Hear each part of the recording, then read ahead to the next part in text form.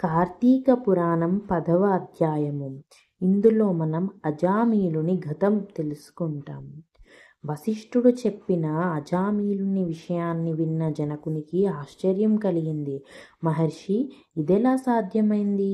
పరమ పాపాత్ముడైన అజామీలుని శ్రీహరి కరుణించడం ఏమిటి? ఇక భక్తులకే దొరకని హరి సాన్నిధ్యం అతనికి ఎలా లభ్యమైంది? నాకంతా విశదీకరించండి అని అభ్యర్థించాడు జనకుడు. అప్పుడు వశిష్ఠుడు చిరుగడ్డాన్ని నిమురుకుంటూ ఇలా చెప్పాడు. రాజా, ఇందులో ఆశ్చర్యపోవాల్సింది ఏమీ లేదు. హరినామములు ఎవరికీ అర్థం కావు, హరిమాయలు ఎవరికీ అర్థం కావు. అయినా ఎప్పుడు ఎవరిని కరుణిస్తాడో, ఎవరిపై ఆగ్రహిస్తాడో ఎవరూ ఊహించలేరు. ఇంతకుముందు అధ్యాయాల్లో తెలుసుకున్నట్టు ధర్మకార్యాలనేవి చాలా సూక్ష్మంగా ఉంటాయి. మనం మంచివి అనుకున్నవి ఇతరులు దృష్టిలో చెడ్డవిగా అనిపించవచ్చు. అలాగే మనకు చెడ్డవిగా అనిపించినవి వారి దృష్టికి ముక్తినిచ్చేవిగా అనిపించవచ్చు. కాబట్టి దేన్ని మనం అంత తేలిగ్గా తీసివేయకూడదు. ఇది కూడా అటువంటిదే అన్నాడు.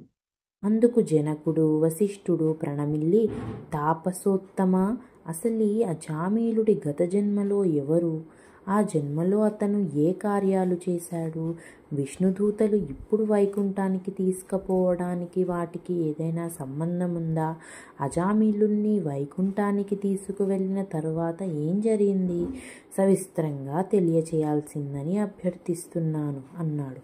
అప్పుడు మునిశ్రేష్ఠుడైన వశిష్ఠుడు, జనక, అజామీలుని విష్ణుదూతలు వైకుంఠానికి తీసుకుని వెళ్ళిన వెంటనే యమదూతలు ఉస్సూరమంటూ తమ ప్రభువు వద్దకు చేరుకున్నారు.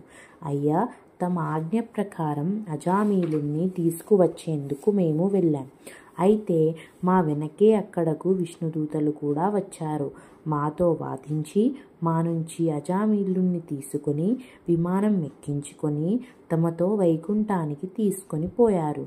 దాంతో చేసేదేమీ లేక నిట్టూరుస్తూ వెనక్కి వచ్చామంటూ నీరసంగా జరిగింది చెప్పారు. అయితే ఇంతవరకు ఇలా ఎప్పుడూ జరగలేదు. ఇప్పుడిలా కావడానికి కారణమేమిటా అని తన దివ్య దృష్టితో జరిగింది తెలుసుకున్నాడు సమవర్తి. దాంతో నరకాధీశునికి జరిగినదంతా అవగతమై పోయింది. అజామీలుడు చనిపోయే సమయంలో తెలియకపోయినా వైకుంఠవాసుని మహిమాన్వితమైన దివ్యనామాన్ని స్మరించాడు. అందుకే విష్ణుదూతలు వచ్చి అతన్ని తమ లోకానికి తీసుకొని పోయారు. తెలియక గాని తెలిసి గాని చనిపోయే సమయానికి హరిహరుల నామాన్ని స్మరిస్తే వారికి దివ్యలోకాలే ప్రాప్తిస్తాయి. అందుకు అజామీలుని వృత్తాంతమే నిదర్శనం అనుకున్నాడు. రాజా, ఇక నీవడిగినట్టు అజామీలుడు గతంలో మహారాష్ట్ర దేశంలో ఒక శివాలయంలో అర్చకత్వం నిర్వహించేవాడు. అతను బాగా అందగాడు, ధనవంతుడు. దాంతో అతనికి గర్వం బాగా పేరుకుపోయింది. ఉండేది భగవంతుడు వద్దనే అయినప్పటికీ ఎప్పుడూ మనసు శివునిపై లగ్నం చేసేవాడు కాదు. సహజంగా అతను ధనవంతుడైనప్పటికీ ఆలయంలో భక్తులు దైవానికి సమర్పించే దక్షిణలను సైతం దొంగలించుకుపోయేవాడు. శివునికి నిత్య పూజ చేసేవాడు కాదు. ధూప దీప నైవేద్యాలు పెట్టేవాడు కాదు. దుష్ట సావాసాలు మరిగి విచ్చలవిడిగా తిరిగేవాడు. ఒక్కోసారి ఆలయంలో శివలింగానికి ఎదురుగా పాదాలు ఉంచి పడుకునేవాడు. ఇతను అదే ఊళ్ళో ఉంటున్న ఒక పేద బ్రాహ్మణ స్త్రీతో అక్రమ సంబంధం పెట్టుకొని ఇంటికి రాకుండా ఆమెతోనే ఉంటూ కోరికలు తీర్చుకుంటూ ఉండేవాడు. ఆ స్త్రీకి ఇంతకు ముందే పెళ్ళయింది. ఆమె భర్త ప్రతిరోజు ఇంటింటికి తిరిగి భిక్షాటన చేసి ద్రవ్యం తెస్తే గాని పూట గడిచేది కాదు. ఈమె కూడా అందంగా ఉండడంతో అర్చకుడు ఈమెతో ఉంటూ ఈమెతోనే ఎక్కువ కాలం గడిపేవాడు. తన కోరికలు తీరుస్తున్నందుకు ముద్దుగా గుళ్ళో వచ్చిన ధనాన్ని ఈమెకు ఇచ్చేవాడు. సహజంగా పేదది కావడంతో ఆ ధనానికి ఆశపడి అర్చకుణ్ణి విడిచి రావడానికి బ్రాహ్మణ స్త్రీ కూడా ఇష్టపడేది కాదు. ఆ విధంగా వీరిద్దరూ బాగా దగ్గరయ్యారు. దాంతో భర్తను అలక్ష్యం చేయడం మొదలుపెట్టింది. అయితే తన భార్య అర్చకునితో అక్రమ సంబంధం పెట్టుకుందన్న విషయం తెలిసినా కూడా ఆమె భర్త చూసి చూడనట్టు ఉండేవాడు. యథావిధిగా అతను మాత్రం భిక్షాటన చేస్తూనే ద్రవ్యార్జన చేస్తూ వచ్చాడు.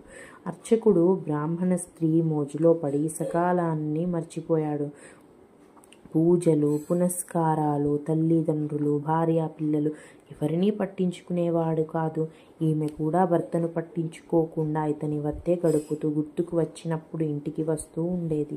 రోజులు సాగుతూ ఉన్నాయి. ఒకరోజు భిక్షాటన చేసి ఆ రోజు భిక్ష ద్రవ్యం కొద్దిగా ఎక్కువ రావడంతో వాటిని మోసుకుంటూ అలసిపోయి ఇంటికి వచ్చాడు.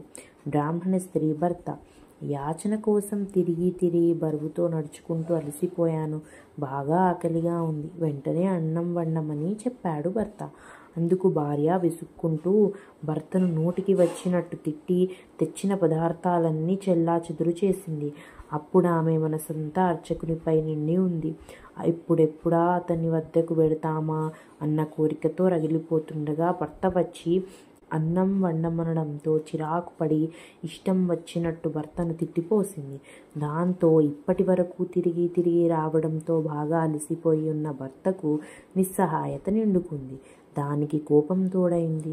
దాంతో భార్యను మూలనున్న దుడ్డు కర్ర తీసుకొని చావబాదాడు. అందుకు భార్య కూడా తక్కువ తినకుండా మరింత కోపంతో భర్త చేతి నిన్న కర్ర లాక్కొని అతన్ని రెట్టింపు కొట్టి బయటకు తోసి తలుపులు వేసింది. భార్య చేసిన పని అవమాన భారంతో కుంగిపోతూ చేసేదేమీ లేక భార్య అన్న ఆమెతో కాపురం అన్న విసుగు పుట్టి బతికున్నంత వరకు ఇంటికి రాకూడదని నిశ్చయించుకుని దేశాటనకు వెళ్ళిపోయాడు. భర్త ఇల్లు విడిచిపోవడంతో ఇక తనకు అడ్డం పోయిందని సంతోషపడిపోయిందా కాముక ఇల్లాలు. అర్చకునితో కామం తీర్చుకుంటూనే ఇతర సమయాల్లో దారిన పోయే వారిని రెచ్చగొట్టి లోనికి పిలిపించుకొని వారితో కూడా కోరికలు తీర్చుకునేది. ఒకరోజు రాత్రి బాగా ముస్తాపై వీధి అరుగుపై కూర్చొని ఉన్న సమయంలో చాకలివాడొకడు ఆ దారిన పోతూ కనిపించాడు. అప్పటి వరకు ఆమె కోరిక తీర్చుకునేందుకు ఎవరూ కనిపించలేదు. కామం బుసలు కొడుతూ ఆమెను కైపెక్కిస్తోంది. ఇక ఆగలేక ఆ చాకలివాణ్ణి చేయి పట్టుకొని ఇంట్లో లాక్కొని వచ్చింది. అతని పైబడి తన కోరిక తీర్చుకునేందుకు సిద్ధపడింది. అప్పుడు ఆ చాకలివాడు ఆమెను తోసివేసి, అమ్మా, నీవు బ్రాహ్మణ ఇల్లాలువి, నేను నీచ కులస్తుని. మీరిలా ప్రవర్తించడం భావ్యం కాదు. మీతో నేను ఇలాంటి పాపం చేయలేను అని అక్కడి నుండి వెళ్ళిపోయాడు. చాకలివాని అమాయకత్వానికి లోపల నవ్వుకుందా భోగిని.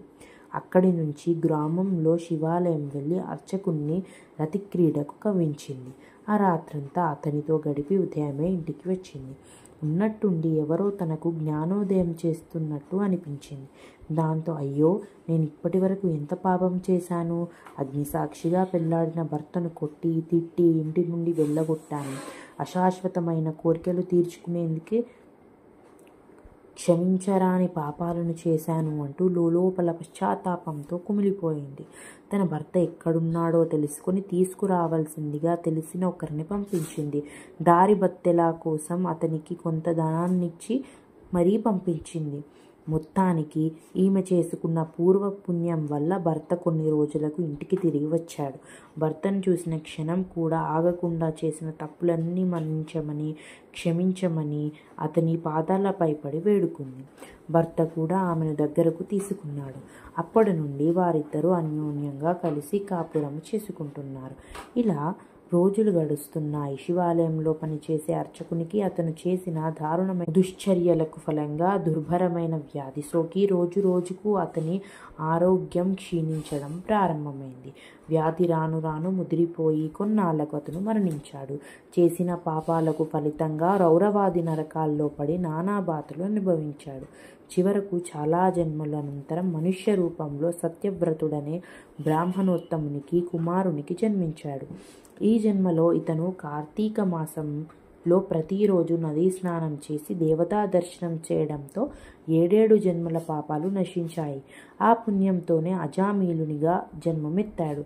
అయితే ఈ జన్మలో పలు పాపాలు చేసి కొద్ది పుణ్య ఫలితంతో చివరి దశలో నారాయణ స్మరణ చేస్తూ మరణించి వైకుంఠాన్ని చేరుకున్నాడు. ఇక యాచక బ్రాహ్మణుని భార్య అయిన కాముకురాలు కూడా అంతు చిక్కని రోగాల బారిన పడి తీసుకుని మరణించింది. అనంతరం ఎన్నో నరకాలను అనుభవించి ఒక మాలవాణి ఇంటిలో పుట్టింది. ఆ మాలవాడు తనకు పుట్టిన ఆ పిల్ల జాతకాన్ని చూపించాడు. అప్పుడు ఈమె తండ్రి గండంతో పుట్టిందని తెలియడంతో మాలవాడు ఆ శిశువును తీసుకొని పోయి అడవిలో వదిలిపెట్టాడు. అదే సమయంలో ఆ దారిన ఒక బ్రాహ్మణుడు వెడుతున్నాడు. ఆడ శిశువు ఏడుపు విని జాలితో తనతో తీసుకొని వెళ్ళి తన దాసికిచ్చి పెంచుమని చెప్పాడు. ఆ బాలికే అజామీలుడు ప్రేమించిన బాలిక. ఇది అజామీలుడు ఆ కాముకురాళ్ళ పూర్వజన్మ వృత్తాంతం. నిర్మలమైన మనస్సుతో శ్రీహరిని ధ్యానించడం, క్రమం తప్పకుండా తోచినంత దాన ధర్మాలు చేయటం, శ్రీహరి కథలను శ్రద్ధగా ఆలకించడం, కార్తీక మాసంలో సాధ్యమైనంత వరకు ప్రతిరోజు స్నానం చేయడం వల్ల ఎలాంటి పాపాన్నైనా పోగొట్టుకోవచ్చని ఈ కథల వల్ల తెలుస్తోంది కదా రాజా. నీవు నీ ప్రజలు ఇలాంటి చిన్న చిన్న కార్యాలు చేస్తూ మోక్షాన్ని పొందండి అంటూ వశిష్ఠుడు జనకునికి తెలియజేశాడు. స్కాంద పురాణాంతర్గత వశిష్ఠ ప్రోక్త కార్తీక మహత్యమందలి దశమోధ్యాయ సమాప్తః. కార్తీక పురాణం 10వ అధ్యాయం సమాప్తం.